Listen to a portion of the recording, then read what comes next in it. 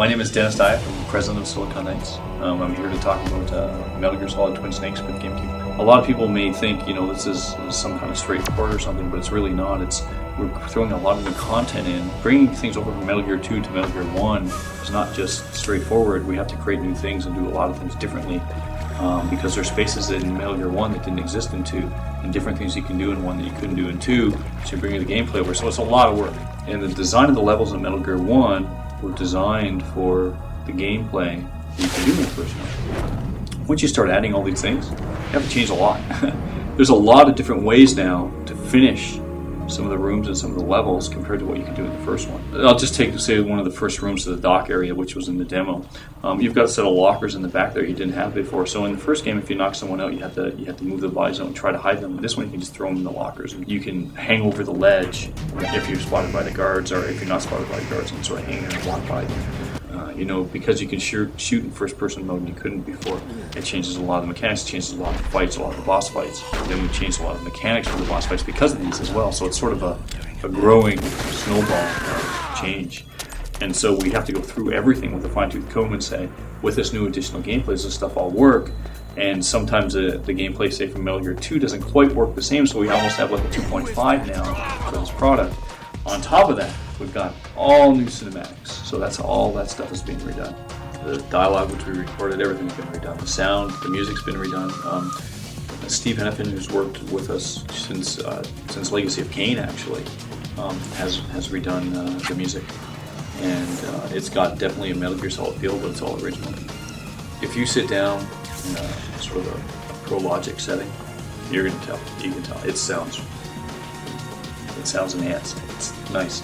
The best way to describe this game is it's got the spirit and the story of the first one, but there's a whole lot of new stuff in there. And we think that people who've played the first one are going to really love it, because they're going to recognize what's similar, but it's going to be totally new.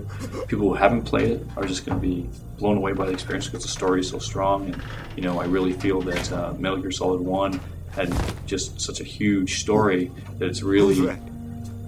It's one of the best stories I've seen, in video games. And, you take all the gameplay mechanics from Metal Gear 2, you think you got a really great, combination of things. I think all groups working together really collaborated a lot, really learned off each other. And I think the relationship itself is just as exciting as the game.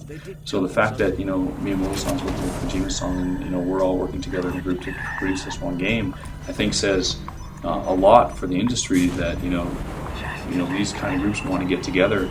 I've said it before, Miyamoto-san's sort of like Aristotle, Kojima-san's kind of like Socrates, and for us it's kind of like, ooh, this is really great stuff, we get to learn a lot. In that perspective, I think the industry is moving forward on these type of collaborations, saying, content is what's important. We're moving forward, we're trying to, bring things to gamers that we think they're really going to appreciate.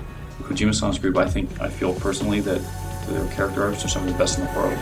And I think our artists working with their artists have learned a lot, and I think people will see a progression, say from Eternal Darkness characters to these characters. I think they're really good. We spent a lot of time, making it had to feel like Metal Gear Solid, and in the end, probably a couple months' work. We actually have something that when you play it, you're just like, yeah, that feels like Metal Gear. The Metal Gear series in general has had a tremendous amount of extras. And that it increased, changing costumes or, different levels of difficulty, all these kind of, that's all in there. And so there's a ton of stuff to explore. So we think people will be very, very happy with what's there. It's, it wouldn't be a Metal Gear game without that stuff, basically. But there was a rumor floating around that Metal Gear Solid 2 is actually incorporated in the game, and it is not. Sorry. I don't think people are going to look at it like it's a remake of an original. They're gonna look at it like it's an original game, really. That's our perspective at this point. There's a lot there. So they will remember the spirit of what, and they might one day pop in PS1 to see what it looked like and flash back and forth. But when they do that, they go, wow, what a difference. We're feeling pretty good about the way it's progressing right now, and I think people are pretty happy when they play it.